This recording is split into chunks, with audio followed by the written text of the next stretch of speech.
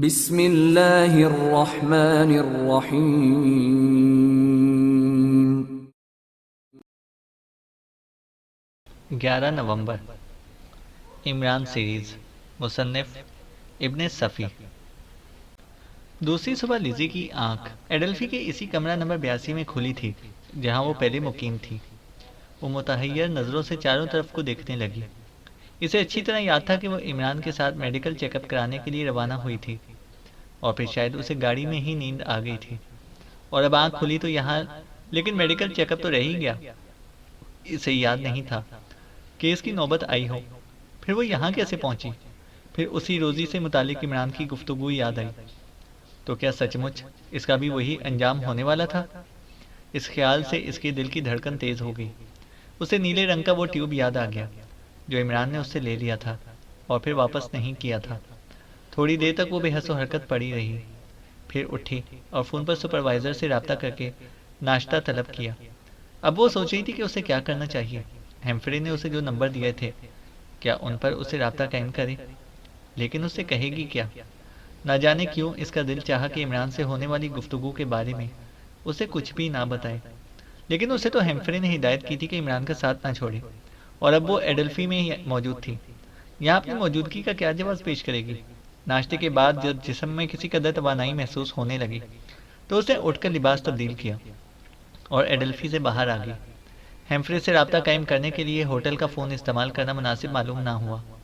थोड़े ही फासले पर एक पब्लिक टेलीफोन बूथ था। इसने वहां से हेम्फ्रे के दिए हुए नंबर डायल किए। कौन है? दूसरी तरफ से आवाज़ आई। Elizabeth faller. लिजी ने माउथ पीस में कहा। ओह, कहो, क्या बात है? आवाज़ आई। निकोलाई, वो मुझे इस इमारत में तन्हा छोड़कर गायब हो गया। मेरे लिए एक टेडी छोड़कर गया है। लिखता है कि तुम पता नहीं क्यों मेरे पीछे पड़ गई हो। मैं यहाँ से जा रहा हूँ। अगर तुम इसी इमारत में मुकीम रही तो तुम्हें गुज़िश्ता 6 माह का किराया अदा करना पड़ेगा, जो मैं बाज़ मजबूरियों की बिना पर अदा नहीं कर सका। मैं एडल्फी में वापस आ गई हूँ, लिजी ने कहा। क्या वहीं से गुफ्तगू कर रही हो? नहीं, उसके करीब वाले पब्लिक फ़ोन बूथ से, लिजी ने कहा। ठीक है। अच्छा देखो, एडल्फी के ग्राउंड फ्लोर पर कमरा नंबर 11 में एक आदमी नातोपिंग मुकीम है। वो मेरी कॉल का जवाब नहीं दे रहा। क्या वो वहाँ मौजूद नहीं है? मालूम करके मुझे मुत्तला करो। आवाज़ आई। मैं देख लूँगी। एक गलती हो गई है, लिजी ने कहा। कैसी गलती? कहा गया। इस भाग दौड़ में मेरा ट्यूब कहीं गिर गया है, लिजी ने कहा। ओह, कब? पूछा गया। कल। तो कल तक तुमने वो टांग इस्तेमाल किया था? हाँ हाँ, कल इस्तेमाल किया था, लिजी ने कहा। इस दौरान में किसी दिन नागा तो नहीं हुआ? कहा गया। नहीं। पाबंदी से 1 माह इस्तेमाल करना चाहिए। कितने दिन हो चुके हैं? कल 20वां दिन था, लिजी ने कहा। 10 दिन और इस्तेमाल करना है। तुम फिक्र ना करो, मैं आज ही तुम्हारे लिए मुहैया कर दूंगा, कहा गया। शुक्रिया निकोलाई। और कुछ? लिजी बोली। तुम 11 नवंबर के हवाले से नातोपिंग से भी मिल सकती हो, और अब तुम्हें यह भी मालूम करना है कि उसके मजीद कितने साथी यहाँ मुकीम हैं, कहा गया। अच्छी बात है, लिजी ने कहा और दूसरी तरफ से सिलसिला मुनक़ता होने की आवाज़ सुनकर रिसीवर रख दिया। इसका चेहरा पसीने में डूबा हुआ था। दिल बड़ी तेज से तेज धड़क रहा था। ऐसा महसूस करी थी जैसे हजारों जीनें तय करके यहाँ तक पहुंची हो। बूथ से बाहर निकली तो ऐसा लगा जैसे पैर पूरी कुव्वत से ज़मीन पर ना पड़ रहे हों। तो हकीकतन ये लोग इसे किसी तजर्बे की भेंट चढ़ा रहे थे। कुत्ते! उसके सीने में नफरत का लावा उबल पड़ा। शायद वो अहमक सच कह रहा था। वो सोचती रही। रोजी की निगरानी इसी तजर्बे के सिलसिले में कराई जा रही थी। युकावा के मारे जाने का उसे गम नहीं था, लेकिन रोजी तो सफ़ेद फार्म थी, इसी की तरह यूरोपियन थी। पता नहीं खुद इसका क्या अंजाम हो। हेम्फ्रे ने इस टांग की 10 खुराकें आज ही मुहैया करने का वादा किया था, ताकि नागा ना हो और वो भी एक दिन कुत्ते की मौत मर जाए। किसी न किसी तरह अपने कमरे में पहुंची और बिस्तर पर गिर गई। सर चकरा रहा था। जरा ही देर में दिल डूबता हुआ महसूस होने लगा। तो क्या वो भी रोजी ही की तरह मर जाएगी? क्या कुछ लोग इसकी निगरानी भी कर रहे होंगे, इसे भी गिरा देने की दर पे होंगे? उसे क्या करना चाहिए? नहीं, वो इस तरह बेबसी से नहीं मर जाएगी। बिस्तर से उठकर फ़ोन के करीब आई। रिसीवर उठाया और ऑपरेटर से कहा कि वो रूम नंबर 11 से रब्ता करना चाहती है। थोड़ी देर बाद दूसरी तरफ से किसी किस्म की इंसानी आवाज़ आई। पता नहीं इसने कुछ कहा था या कराहा था। क्या बात है? तुम क्या कह रहे हो? लिजी ने कहा। कौन है? ओह, वो फिर आवाज़ आई। मैं योकावा की दोस्त हूँ। 2 दिन से इसकी तलाश में हूँ। उसने मुझे बताया था कि तुम भी एडल्फी में रहते हो। क्या नाम है तुम्हारा? लिजी ने पूछा। कराह के साथ ही कहा गया। नातोपिंग। हाँ, इसने यही नाम बताया था। हो सकता है इसे तुमसे मेरा भी जिक्र किया हो। मैं एलिज़ाबेथ फाउलर हूँ। लिजी बोली। तुम कोई भी हो, खुदा के लिए मेरे पास आ जाओ। मेरा निचला धड़ मफलूज हो चुका है। मुझसे उठा नहीं जा रहा। अगर फ़ोन सिरहाने ना होता तो मैं तुमसे गुफ्तगू ना कर सकता। घंटी बजती रहती। मैं आ रही हूँ, लिजी ने कहकर रिसीवर रख दिया। फिर वो बाहर निकली और रूम नंबर 11 की तरफ चल पड़ी। हैंडल घुमाते ही दरवाज़ा खुल गया था। वो अंदर दाखिल हुई। सामने एक जापानी बिस्तर पर चत पड़ा हुआ था। इसके दाखिल होते ही इसने गर्दन घुमाई। इसने कांपती हुई आवाज़ में कहा, इन लोगों ने पता नहीं किस किस्म का इंजेक्शन दिया था कि मेरी टांगें मफलूज होकर रह गई हैं। किन लोगों ने? लिजी ने मुस्तरिबाना अंदाज में पूछा। क्या तुम योकावा की दोस्त हो? उसने पूछा। हाँ, मैं 2 दिन से उसकी तलाश में हूँ, लिजी बोली। मैं नहीं समझ सकता कि क्या चक्कर है। परसों रात मैं यहीं अपने कमरे में था कि एक आदमी आया। उसने मुझसे कहा कि योकावा कत्ल कर दिया गया है। मैंने कहा कि मैं कैसे यकीन कर सकता हूँ। उसने अपनी चुर्मी बैग से एक छोटा सा टेप रिकॉर्डर निकाला और इसे अटैच्ड एयरफोन मेरी तरफ बढ़ाता हुआ बोला, लो, सुनो, सबूत मिल जाएगा। जैसे ही मैंने एयरफोन कान से लगाए ज़बरदस्त धमाका सुनाई दिया कि फौरी तौर पर मेरा आसाबी निज़ाम दरहम बरहम होकर रह गया। फिर न जाने कि वो मुझे किस तरीके से यहाँ पर लेकर गया। वो कहता चला गया। वो तुम्हें कहाँ लेकर गया था? लिजी ने पूछा। इसका होश नहीं, और मैं भी नहीं जानता कि यहाँ वापस कैसे आया। अभी कुछ देर पहले ही मुझे होश आया है, नातोपिंग बोला।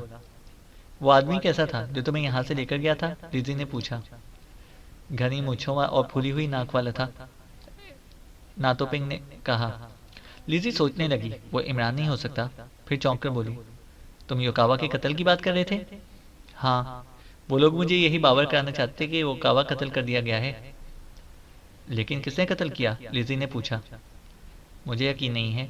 पता नहीं वो कौन है और क्या चाहते हैं, नातोपिंग ने कहा। मकामी ही आदमी है?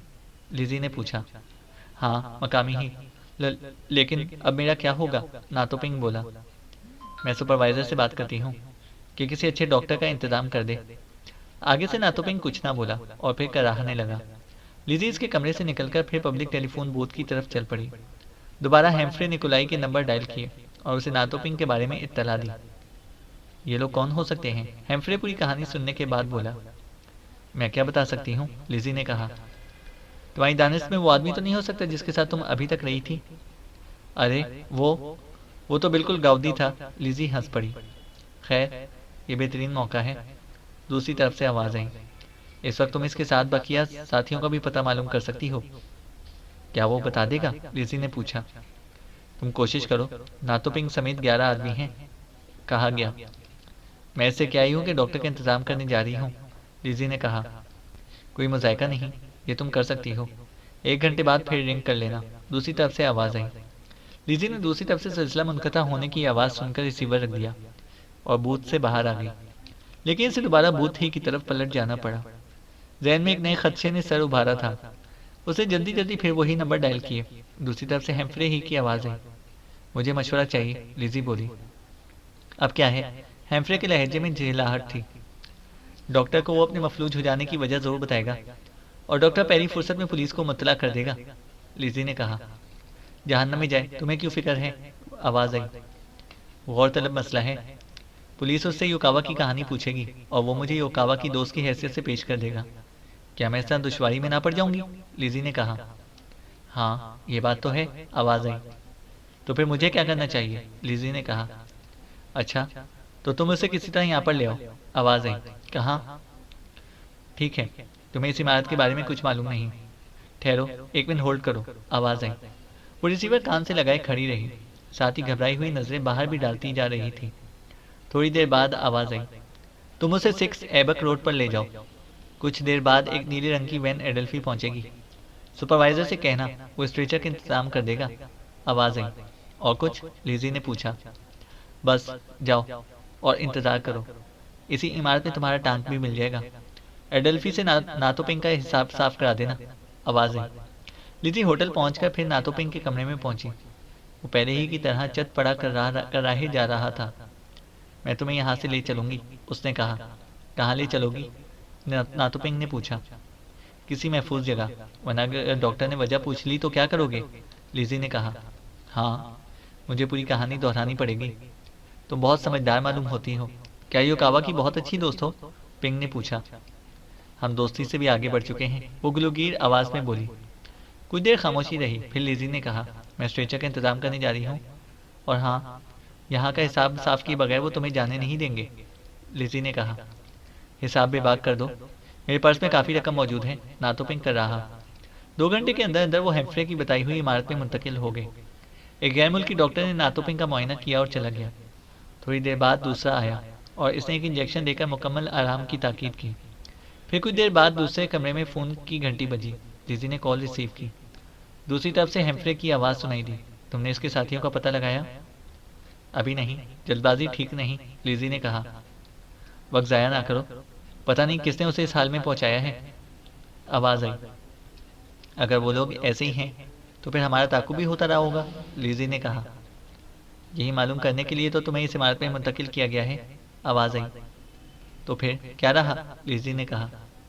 अभी तक ऐसी कोई रिपोर्ट नहीं मिली, लेकिन अब तुम इसी इमारत तक महदूद रहना, आवाज़ आई।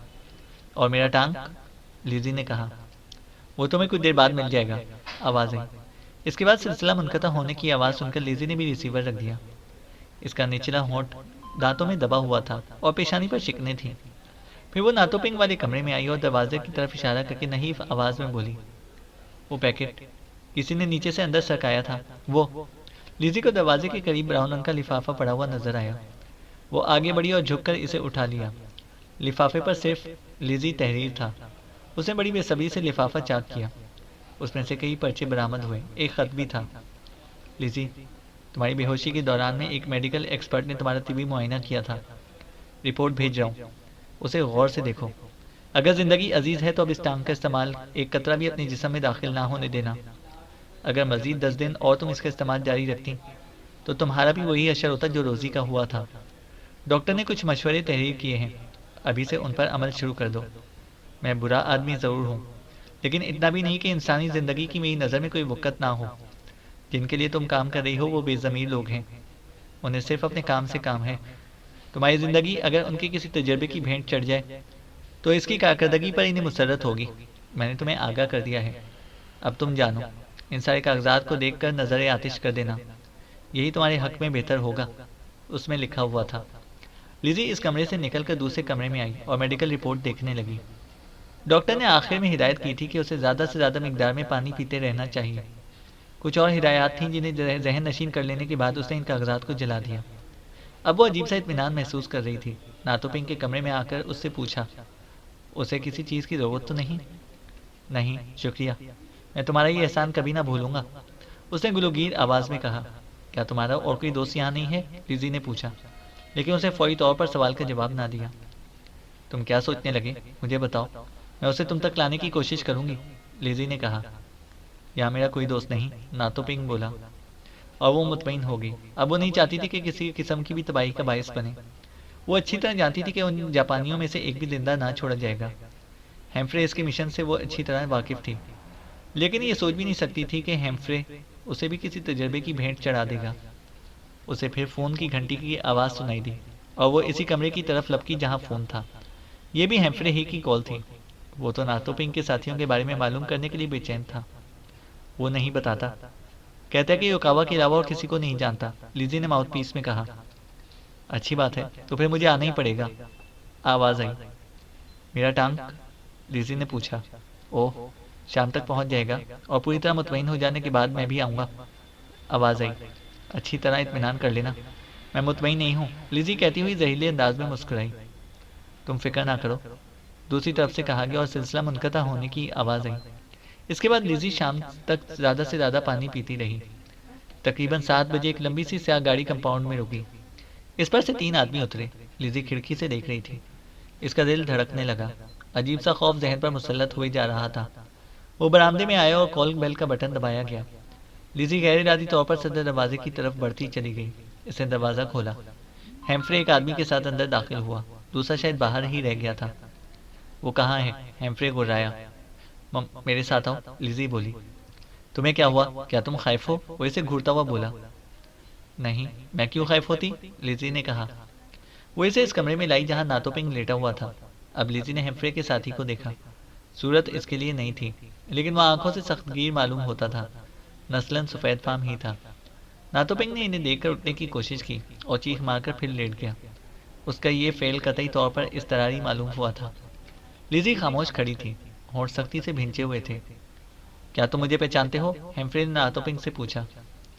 नहीं, तुम शायद इसी रहमदिल खातून से ताल्लुक़ रखते हो, नातोपिंग बोला। मैं बिलाशुबा इसी खातून का साथी हूँ, लेकिन रहमदिल हम में से कोई भी नहीं है, उसने कहा। अरे, मुझ पर तो तुम लोगों ने बड़ा करम किया है। नातोपिंग ने हंसने की नाकाम कोशिश की। तुम्हारे बकिया 9 साथी कहाँ हैं? कहा गया। मेरा तो कोई भी साथी नहीं है युकावा के अलावा, नातोपिंग बोला। तुम झूठे हो। मेरी इत्तला के मुताबिक पूरे 11 अदद मेरी तलाश में आए थे, हेम्फ्रे ने कहा। तो, तो ये सही है कि तुमने योकावा को मार डाला? नातोपिंग बोला। हाँ, ये सही है, लेकिन सिर्फ तुम्हें जिंदा रखा जाएगा, इस शर्त पर कि अपने बकिया 9 साथियों की निशानदेही कर दो, कहा गया। मेरे खुदा, नातोपिंग के हलक से अजीब सी आवाज़ें निकलने लगी। ऐसा मालूम होता था जैसे कुव्वत गोयाई ही खो बैठा हो। वो लोग खामोश खड़े रहे। आहिस्ता आहिस्ता नातोपिंग की आवाज़ दबती गई। इसी दौरान में हेम्फ्रे गुर्राया। अब तुम बेहोशी का ढोंग करोगे, लेकिन तुम्हें ज़बान खोलनी ही पड़ेगी। मैं बेहोशी का ढोंग नहीं करूंगा, नातोपिंग ने अपनी आवाज़ पर काबू पाते हुए पुरसकून लहजे में कहा। मरने के लिए तैयार हूँ। इसे धमकी ना समझना। योकावा भी इसलिए मारा गया कि इसे बकिया लोगों का पता बताने से इनकार कर दिया था, हेम्फ्रे बोला। तो मुझे भी मार डालो। 11 नवंबर की कसम कसम तुम मेरी जबान से कुछ भी ना सुन सकोगे, नातोपिंग बोला। हेम्फ्रे ने जेब से एक बड़ा सा चाकू निकाला और जब उसे खोला तो इसकी कड़कड़ाहट कमरे की फिजा में खूब गूंज उठ गई। लिजी ने बुखलाकर आंखें बंद कर ली। उसे अपना दम घुटता हुआ महसूस हो रहा था। इसे ऐसा महसूस हो रहा था जैसे ज़मीन हिल रही हो। इस मफलूज आदमी को ज़बा कर देने का तस्वर भी इसके लिए अजियतनाक था। बताओ, हेम्फ्रे किसी खूंख्वार दरिंदे की तरह गुर्राया और लिजी ने आंखें खोल दी। नातोपिंग बेहसो हरकत पड़ा हुआ था। दफतन हेम्फ्रे ने अपने साथी से कहा, इसे ज़बा कर देने में मेरी मदद करो। ठीक इसी वक्त तीसरा आदमी अंदर दाखिल होकर बोला, मुझे शुबा है के आसपास कुछ आदमी छुपे हुए हैं। जाओ देखो, हेम्फ्रे ने अपने साथी से कहा और वो दोनों बाहर चले गए। फिर हेम्फ्रे लिजी की तरफ मुड़ा। खुला हुआ चाकू अब भी इसके हाथ में था। ये फ़ोन तक तो नहीं पहुंच सका था? इसने लिजी से पूछा। सवाल ही पैदा नहीं होता। खुद से करवट तक तो ले नहीं सकता, और फिर मैं इस वक्त से अब तक इसकी निगरानी करती रही हूँ। वो थूक निगल कर बोली। तुम भूल रही हो, एक बार तुम आधे घंटे के लिए यहाँ से चली गई थी, नातोपिंग हंसकर बोला। और वो दोनों ही तेजी से उसकी तरफ मुड़े। अरे, तेजी उछल पड़ी। नातोपिंग की बजाय उसे इमरान नजर आया था, और इस बार और फिर वो उछल कर खड़ा हो गया। चाकू जमीन पर डाल दो, उसने रिवॉल्वर का रुख इनकी तरफ करते हुए कहा। साथ ही वो दरवाजे की तरफ भी बढ़ता चला जा रहा था। दरवाजे को बोल्ट करके वो फिर हेम्फ्रे से बोला, तुमने अभी तक चाकू नहीं छोड़ा? हेम्फ्रे ने चाकू जमीन पर गिरा दिया। लड़की, चाकू उठाकर मेरे पास लाओ, इमरान बोला। लिजी ने चाकू उठाया और इमरान को तहय्युर आमेज नज़रों से घूरती हुई उसकी तरफ बढ़ने लगी, और ठीक इसी वक्त हेम्फ्रे लिजी को ढाल बनाकर इमरान पर टूट पड़ा। लिजी इनके नीचे दबकर रह गई थी और चीखती रही। उसे ऐसा महसूस हो रहा था जैसे वो पिसकर रह जाएगी। फिर अचानक उनमें से किसी का बाजू उसके दांतों में आ गया, जिसे वो जकड़ती ही चली गई, और फिर उसे उनके नीचे से निकल जाने का मौका मिल गया। वो भागकर दूर जा खड़ी हुई। दोनों गुत्थे हुए थे। रिवॉल्वर एक जानिब पड़ा था, लेकिन चाकू कहीं नजर नहीं आता था। वो पहले ही उसके हाथ से निकल गया था। इतने में किसी ने दरवाजे को धक्का दिया, लेकिन लिजी जहाँ खड़ी थी वहीं रह गई। दफतन हेम्फ्रे बोला, लिजी, रिवॉल्वर उठाओ, बेदरेक फायर कर दो इस पर। लिजी चौंकी, आगे बढ़ी और रिवॉल्वर उठा लिया। अंदर क्या हो रहा है? दरवाज़ा खोलो, बाहर से आवाज़ आई। गालिबन ये हेम्फ्रे का कोई साथी ही था। लिजी, दरवाज़ा खोल दो, हेम्फ्रे हाँफता हुआ बोला। ज़रूर सुअर के बच्चे, ज़रूर खोलूंगी दरवाज़ा। अभी तुमने मुझे ढाल बनाया था, वो दांत पीस कर बोली। तुम पागल हो गई हो, वो चीखा। नहीं लिजी डार्लिंग, तुम दरवाज़ा हरगिज़ ना खोलना, इमरान चिढ़ाने वाले अंदाज में बोला। इतने में लिजी को चाकू भी नजर आ गया। वो इन्हें दोनों के नीचे दबा रह गया था। उसने झपट कर उसे भी कब्जे में ले लिया। शाबाश, इमरान बोला, ये काम किया है तुमने। अब मैं इसे पकड़ूंगा और पिंजरे में बंद करके 30 दिन तक वही टांग पिलवाऊंगा, इमरान ने कहा। हम दरवाज़ा तोड़ देंगे, बाहर से आवाज़ आई। ज़रूर तोड़ दो, 2 गोलियां काफ़ी होंगी, मेरे हाथ में रिवॉल्वर है, लिजी भी चीख कर बोली। अरे, तुम तो जॉन ऑफ आर्क की तरह बोल रही हो, शाबाश, इमरान ने कहा और इस बार हेम्फ्रे को कमर पर लाद कर दे पटका। अब वो इसके सीने पर सवार इसका गला घूंट रहा था, लेकिन हेम्फ्रे ने इसके हाथ पकड़ लिए। लिजी हेम्फ्रे की कुव्वत से बखूबी वाकिफ थी। बैकवक्त कई आदमियों से तरह निपटना इसका महबूब मशगला था। वर्जिश के तौर पर वो रोज़ाना कई आदमियों से जोर करता था। इन्हें खुली इजाज़त होती थी कि वो जिस तरह चाहे हमला करें, लेकिन वो इन्हें थका मारता था। लेकिन इस वक्त वो पसीने में शराबोर था और बुरी तरह हाँप रहा था। इसके बरखिलाफ इमरान के चेहरे पर खलंडरी सी मुस्कुराहट थी। ऐसा मालूम होता था जैसे वो महज तफरीहन हेम्फ्रे से लिपटा हुआ हो। हेम्फ्रे ने बिलाखिर इसके हाथ अपनी गर्दन से हटा दिए, लेकिन उछाल फेंकने में कामयाब ना हो सका। बाहर से दरवाजे पर टकरें मारी जा रही थीं। लिजी इस तरफ मुतवज्जा होगी। इसने तहैया कर लिया था कि अगर दरवाज़ा टूट गया तो वो फायरिंग शुरू कर देगी। तुम थक गए हो शायद, इमरान ने हेम्फ्रे से कहा। अच्छी बात है, थोड़ी देर आराम कर लो। फिर लिजी ने देखा कि वो इसे छोड़कर दूर हट गया। तुम पागल तो नहीं हो गए, वो बुखलाकर बोली। सब ठीक है, इमरान ने अहमकाना अंदाज में कहा और पीछे हटते हटते दीवार से जा लगा। फिर जैसे ही हेम्फ्रे ने उठकर लिजी की तरफ छलांग लगाई, इमरान ने कोई चीज़ उसकी तरफ फेंकी और वो धम से फर्श पर जा रहा। गालिबन लिजी से चाकू या रिवॉल्वर छीन लेने ही के लिए इसकी तरफ झपटा था। हेम्फ्रे ने दोबारा उठने की कोशिश की, लेकिन अब ये नामुमकिन था, क्योंकि इसकी दोनों टांगें एक पतली सी डोर के फंदे में पड़ गई थी, जिसका दूसरा सिरा इमरान के हाथों में था। दरवाजे पर बदस्तूर ज़रबें पड़ रही थीं। फिर लिजी ने देखा कि हेम्फ्रे की जिद्दोजहद उसके लिए मजीद मुसीबतें ला रही थी। जब भी वो उठने की कोशिश करता, इमरान इस डोर को ढील देकर इस तरह गर्दिश देता कि वह हेम्फ्रे के गिर्द लिपटती चली जाती। इस तरह देखते ही देखते इसका पूरा जिस्म उस डोर में जकड़ कर रह गया। आखिर में इमरान ने उसे किसी बंडल की तरह घसीट कर एक किनारे डाल दिया और लिजी से बोला, अब तो मेरे लिए कप कॉफ़ी बनाकर लाओ, इतने में मैं इन दोनों को भी पैक किए देता हूँ। लिजी कुतिया, तू पछताएगी, हेम्फ्रे धाड़ा। बहुत ताकतवर हो, अगर इस डोर को तोड़कर दिखाओ तो तुम्हारे लिए भी एक कप कॉफ़ी बनवा दूंगा, इमरान लिजी के बोलने से पहले बोल पड़ा। शट अप, हेम्फ्रे धाड़ा। और तुम मेरे लिए 10 खुराकें टांग के लाए हो? लिजी मजाका उड़ाने वाले अंदाज में हंसी। क्या सचमुच तेरा दिमाग खराब हो गया है? हेम्फ्रे बोला। इमरान इन्हें छोड़कर बाएं जाने वाले दरवाजे से गुजरा। रोजी कौन थी निकोलाई? लिजी ने पूर्ण नफरत लहजे में बोला। मैं नहीं जानता, हेम्फ्रे ने कहा। तुमने ये तो सोचा होता कि वो भी अपनों में से ही थी, लिजी ने कहा। तुम बहकाई गई हो, मैं अच्छी तरह समझता हूँ, हेम्फ्रे बोला। इतने में दूसरी तरफ से ऐसी आवाज़ें आने लगीं जैसे कुछ लोग आपस में टकरा गए हों। दरवाजे पर ज़रबें पड़नी बंद हो गई थीं। लिजी पल भर के लिए इधर मुतवज्जा हुई और फिर हंसकर बोली, अब वो इन दोनों को ठीक कर रहा होगा। भला का आदमी है, और हाँ, शायद तुम्हें ना मालूम हो कि ये वही आदमी है, लिजी ने कहा। कौन? हेम्फ्रे ने पूछा। जिस पर योकावा ने मुझे मुसल्लत किया था, लिजी बोली। ओह, हेम्फ्रे के मुंह से निकला। और ये तो तुम देख ही चुके हो कि वो किस तरह नातुपिंग से इमरान बन गया था, लिजी ने कहा। लिजी, तुम अपने मुल्क से गद्दारी कर रही हो, होश में आओ, हेम्फ्रे ने कहा। लानत है तुम पर और तुम्हारे मुल्क पर। मैं अपनी तौहीन समझती हूँ दरिंदों की इस बस्ती की बाशिंदा कहलाने में, लिजी ने कहा। कुतिया, हेम्फ्रे धाड़ा। थू। लिजी ने इसके मुंह पर थूकते हुए एक ठोकर भी रसीद की और हेम्फ्रे की जबान से गालियों का तूफान उमड़ने लगा। वेल डन, इमरान ने बाएं जाने वाले दरवाजे से अंदर दाखिल होता हुआ बोला। अब मैं तुम्हारी शादी इस कलूटे से हरगिज नहीं करूंगा, इमरान बोला। फिर आगे बढ़कर वो दरवाज़ा खोला, जिस पर बाहर से टकरें पड़ती रही थीं। सामने ही हेम्फ्रे के दोनों साथी फर्श पर लंबे लेटे नजर आए। दोनों बेहोश थे। इमरान इनकी टांगें पकड़कर इन्हें भी इसी तरह कमरे में घसीट लाया। हेम्फ्रे फर्श पर पड़ा इस तरह पलके झपका रहा था जैसे अपनी आंखों पर यकीन ना आ रहा हो। इमरान ने इसके बेहोश साथियों के हाथ पैर भी जकड़ दिए।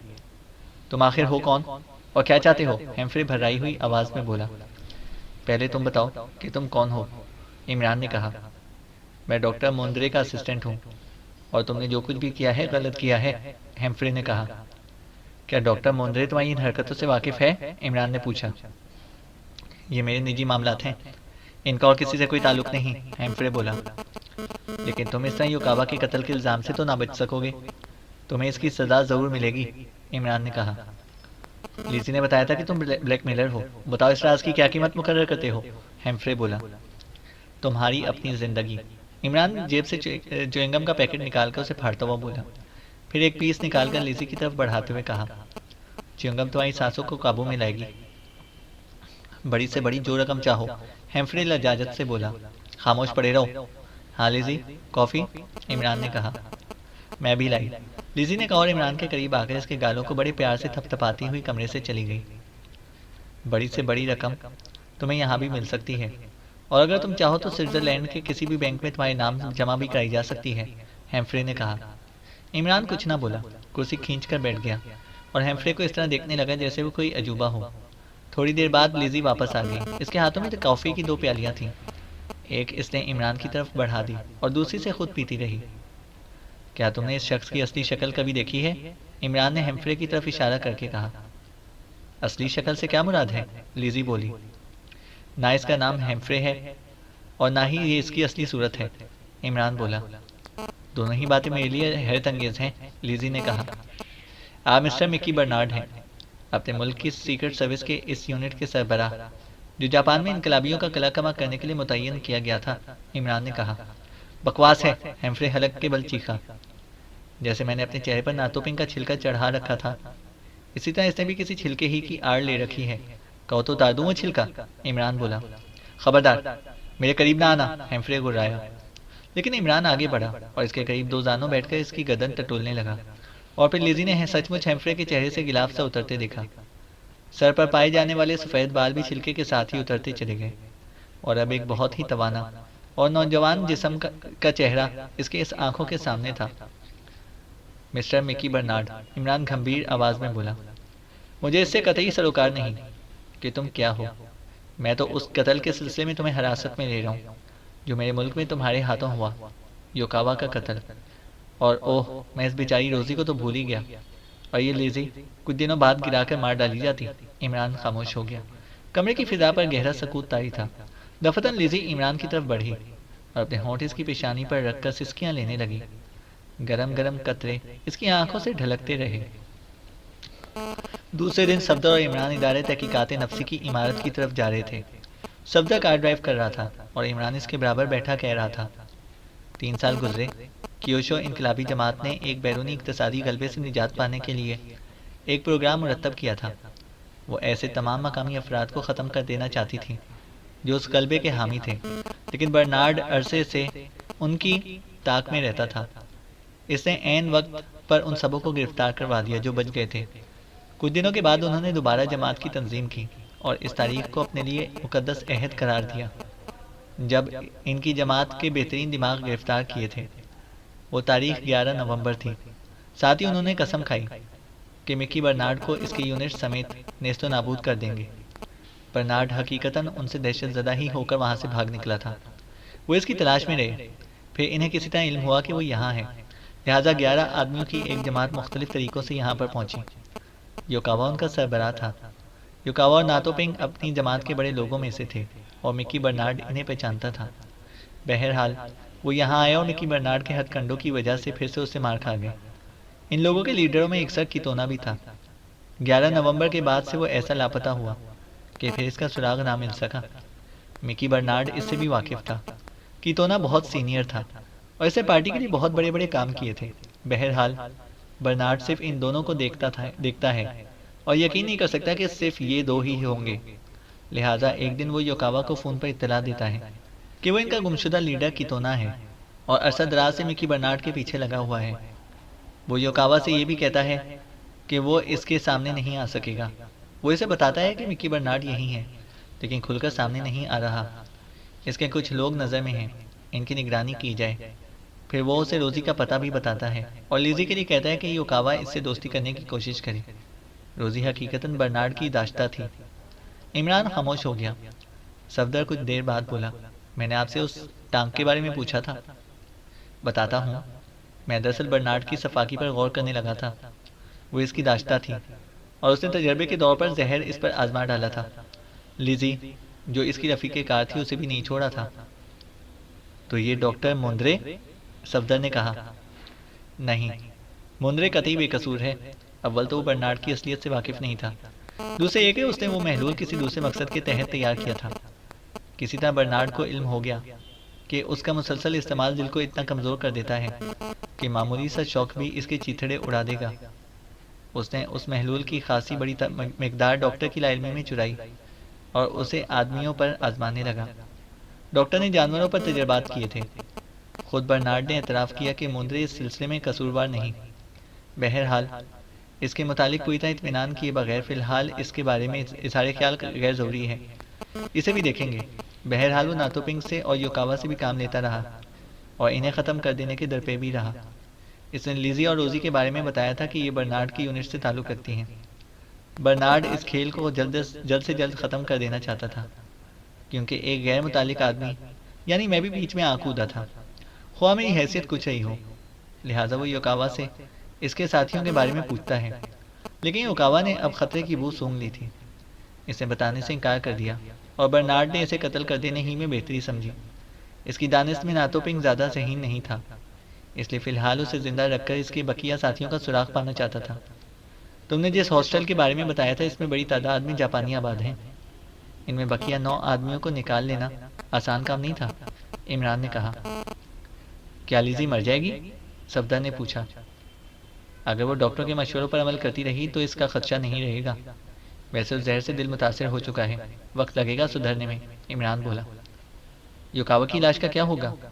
पुलिस को तो उस इमारत में नहीं मिली थी, सफदर ने कहा। हैम्फ्रे के दोनों साथियों ने उसकी निशानदेही भी कर दी है। उसे एक जगह दफन कर दिया गया था। बहरहाल वो बरामद की जा चुकी है। अभी खासी दुश्वारियां पेश आएंगी, इमरान ने कहा। कैसी दुश्वारियां? सफदर बोला। वो लिज़ी मुसल्लत हो गई है मेरे सर पर, और जाहिर है कि इस दुश्वारी का ताल्लुक आप हजरात की ज़ात शरीफा से हरगिज़ ना होगा, और ना वो मियाँ एक्स2 सलमाहा ही जिम्मेदारी लेंगे। वो मुझसे कह रही थी कि तुम्हारी कब्र तक मैं घुस जाऊंगी। तुमने क्यों बचाई मेरी जान? क्या आज मैं तुम्हें ज़्यादा बेवकूफ़ लग रहा हूँ? इमरान बोला। सफदर ने कनखियों से इसे देखा। वो ऐसा मुंह बनाए बैठा था जैसे दाढ़ में दर्द हो रहा हो। ख़त्म शुद्ध। तो दोस्तों, ये नावल भी अपने अख्तिताम तक पहुँचता है। उम्मीद है कि आपको ये नावल ज़रूर पसंद आया होगा। इस नावल को अपने दोस्तों के साथ भी ज़रूर शेयर करें, और अगर आप हमारे चैनल पर नए हैं तो हमारे चैनल को सब्सक्राइब करें और साथ मौजूद बेल आइकन को ज़रूर प्रेस करें, ताकि आने वाली हर वीडियो की अपडेट आपको बर वक्त मिल सके। शुक्रिया।